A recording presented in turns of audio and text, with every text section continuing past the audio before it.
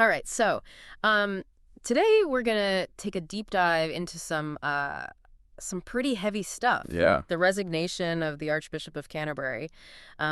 It's not every day you see a spiritual leader Oh, with that kind of global yeah. influence step down, especially under this kind Yeah. of cloud of scandal. Absolutely. And we've got a whole stack of news reports here from all over the place. The Guardian, Global News, even Al Jazeera. Wow. Everyone's talking about this. So to really understand what happened and why it matters, Right. we really need to go back to the beginning. Yeah, we need to go back to the beginning, and unfortunately, it's a deeply disturbing one. We're talking about decades of alleged abuse, potentially over 130 victims, Wow. all stemming from this man named John Smyth. Okay, so Smith wasn't just some random churchgoer, was he? From what I'm reading, he was like deeply embedded in the Church of England. Right, yeah, he was a very prominent lawyer, heavily involved in the church's evangelical circle, a very respected figure, Right. which is what makes these allegations so shocking. Smith used this position of authority to gain access to young boys, primarily at these elite Christian summer camps. So for our listener who might not know, the Archbishop of Canterbury is essentially the head of the Church of England. Right, yeah. He's the spiritual leader to millions of Anglicans worldwide. And this Smith character, who was abusing children, was operating within that same church structure. Exactly. And the abuse itself, as detailed in these reports, is horrifying. We're talking about caning, beatings, psychological manipulation. Wow. Truly horrific stuff. Yeah. Smith preyed on these boys. He used his position and the inherent power dynamics of that environment to silence them. See, and what gets me is that this wasn't some recent revelation. The church knew about Smith's actions decades ago. Yes, as far back as 1982, there was an internal investigation done. 1982. But according to the Makin Review, that's an independent investigation commissioned by the church itself. The findings were buried. Instead of facing any consequences, Smith was allowed to move to Zimbabwe and later South Africa. Wait, so they knew he was an abuser and they just shuffled him off to another continent? That's what the sources are indicating. Wow. And what's even more disturbing is that the abuse apparently continued in those new locations. Smith was never brought to justice.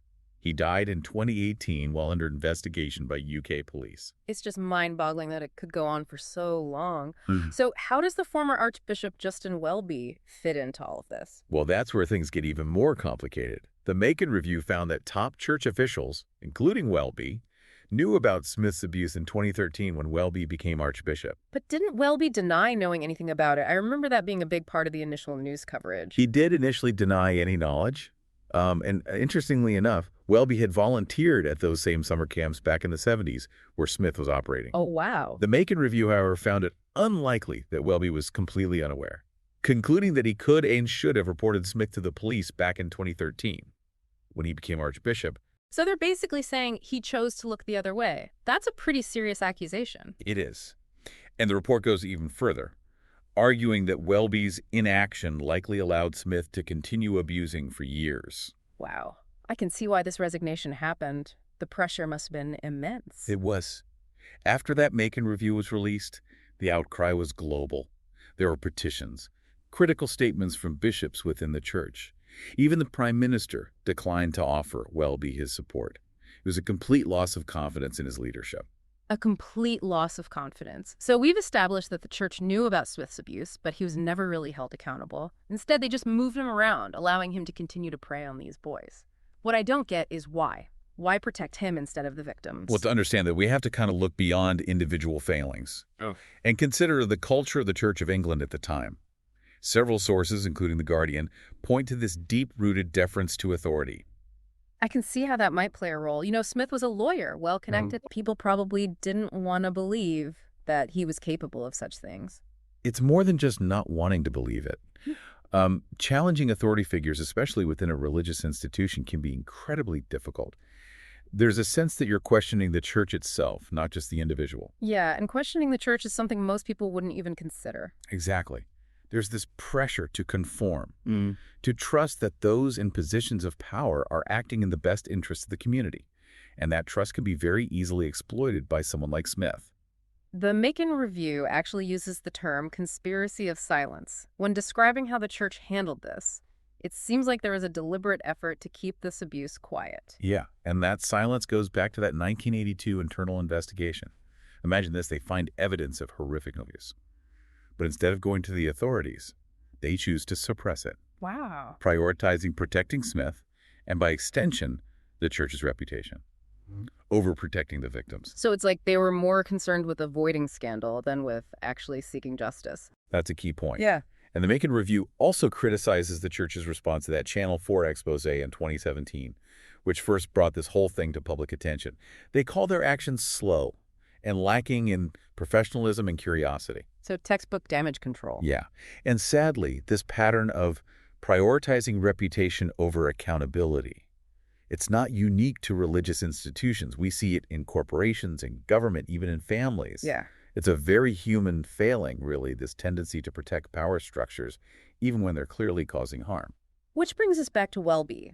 He was part of that power structure. The report says he should have known about Smyth's abuse, but he didn't act.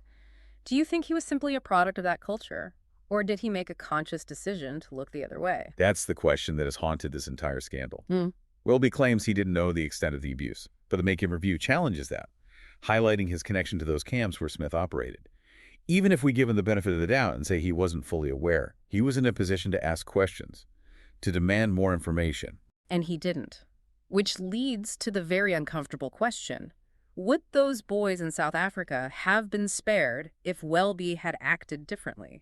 We can't know for sure, but it's a question that Welby will likely grapple with for the rest of his life. And it really highlights a crucial point here. Individual responsibility doesn't disappear just because you're operating within a flawed system. So Welby's resignation, while significant, doesn't really solve the problem. How do you change a culture that allows something like this to happen in the first place? That's the challenge facing the Church of England. And frankly, any institution where these power dynamics create that potential for abuse, it requires a very fundamental shift. Instead of this blind faith in authority, we need to encourage questioning, critical thinking. It's almost like we need to flip the script. Instead of assuming those in power are always right, we need to demand transparency, accountability, a genuine commitment to protecting the vulnerable. Exactly. It's about empowering individuals to speak up, to report abuse without fear of retribution or being dismissed. It's a tall order, but it seems like the only way to prevent something like this from happening again. And this goes beyond the church. This deep dive has uncovered some uncomfortable truths about how power operates, how easily it can be abused, and how often institutions prioritize self-preservation over justice. Right, and that's why this conversation is so important for our listener. What are your takeaways? What can each of us do to challenge these patterns, to protect the vulnerable, and to demand accountability from those in power? We'll delve into that when we return for the final part of this deep dive. So we've spent this deep dive uncovering some truly disturbing details of John Smyth's abuse and the Church of England's failure to stop it. It's easy to get caught up in the specifics of this case. But as we've been saying, this goes way beyond one man or one institution. Yet what's crucial to understand is that while the scale of Smyth's alleged abuse is shocking, the underlying patterns are sadly all too common within religious organizations worldwide. Yeah, we're seeing similar stories emerge from Catholic dioceses, various Protestant denominations, even Buddhist communities. This is clearly a global problem. Right, crosses all religious boundaries. And what's fascinating and deeply troubling, I think, is that while the details might differ, there are some common threads. The very nature of religious institutions, the emphasis on faith, the reverence for authority figures, the tight-knit communities can inadvertently create environments where abuse can thrive and remain hidden. Yeah, it's almost like a perfect storm, right? You have these power dynamics we've been talking about, coupled with this kind of cultural taboo around questioning religious leaders or airing dirty laundry in public. It creates immense pressure to stay silent. Exactly. There's often this deep-seated fear of bringing shame upon the faith or being ostracized from the community. Imagine you're a devout believer and you start to suspect that something's wrong, that a respected figure might be abusing their power. Speaking out feels almost impossible. Right. Especially when you consider that denial is often a powerful coping mechanism.